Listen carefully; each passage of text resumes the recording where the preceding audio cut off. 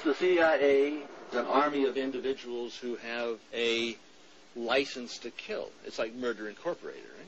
Oh, are you kidding? The CIA makes the mafia look like a Sunday school class.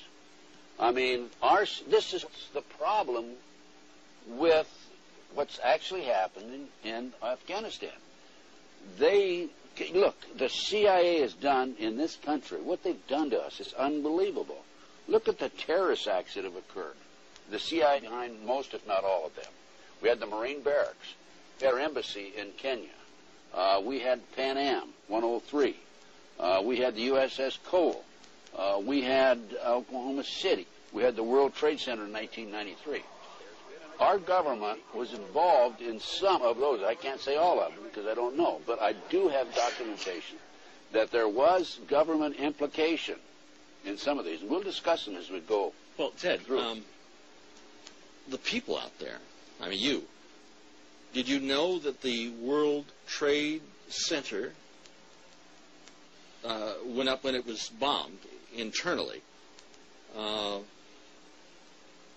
That it all was put together by an organization called the FBI. Is that this is 1993? 83. Yeah. Yes. I had and I'll show this on camera, a newspaper article from the New York Times, and it was also an article in the L.A. Times, by the way, and it's dated October 28, 1993, and it's a result of testimony in the trial, and the informant, the FBI informant in the trial, a fellow named Salam, a 43-year-old former Egyptian army officer. Imam Salam. Right. He was the informant for the FBI, and he recorded his conversations secretly with this. So when it came time for trial, he said, hey, wait a minute, here's what really happened. Now, he told the FBI in advance that they were going to bomb it. He was assigned, given the assignment to put the bomb together, and he went to his supervisor, his FBI supervisor, and said, we're going to put a dummy bomb in here, right? And the FBI supervisor said, no, we're going to put a real bomb. Oh, wait a minute. Let's name names. John Antisef was the supervisor. Yeah, he was the supervisor for the FBI, and he winds up in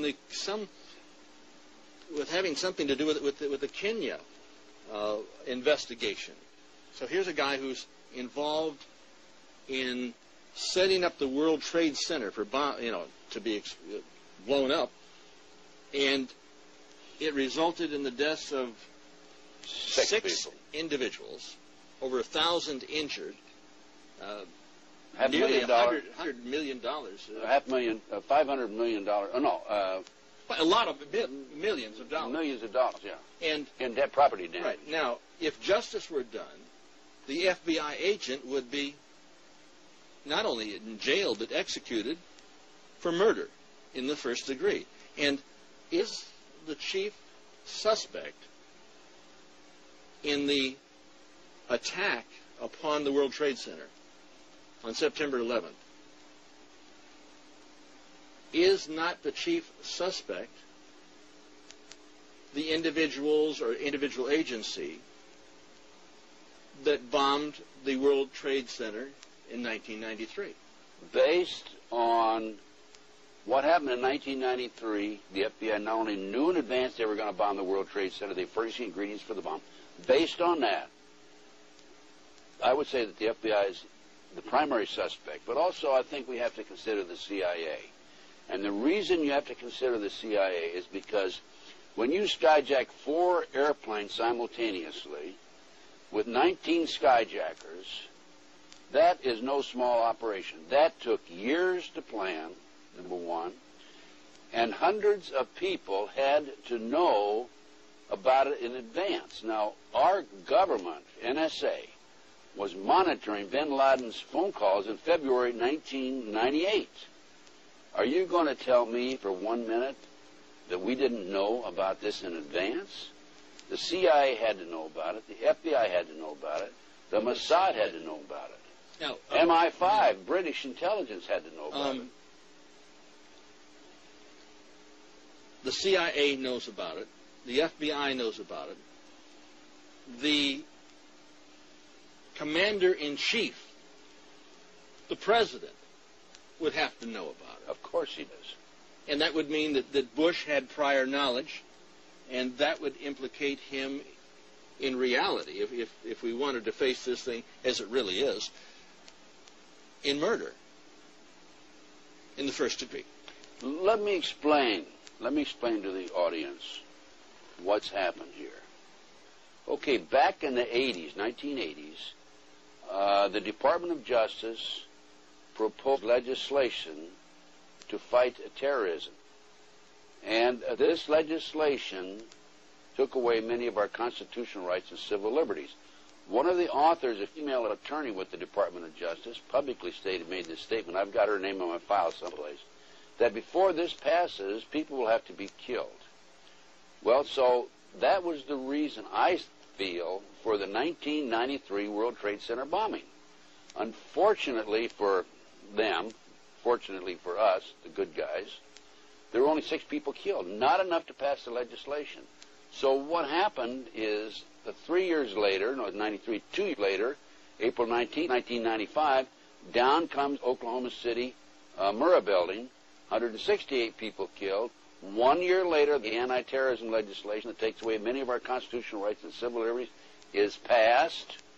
And now with the Twin Towers World Trade Center episode, our Congress is now proposing further restrictions on our constitutional rights and civil liberties. These explosions, these terrorist acts, were an excuse to pass anti-terrorism legislation.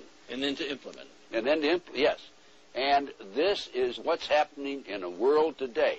And that's why our intelligence people are not only knew about it in advance, but probably involved.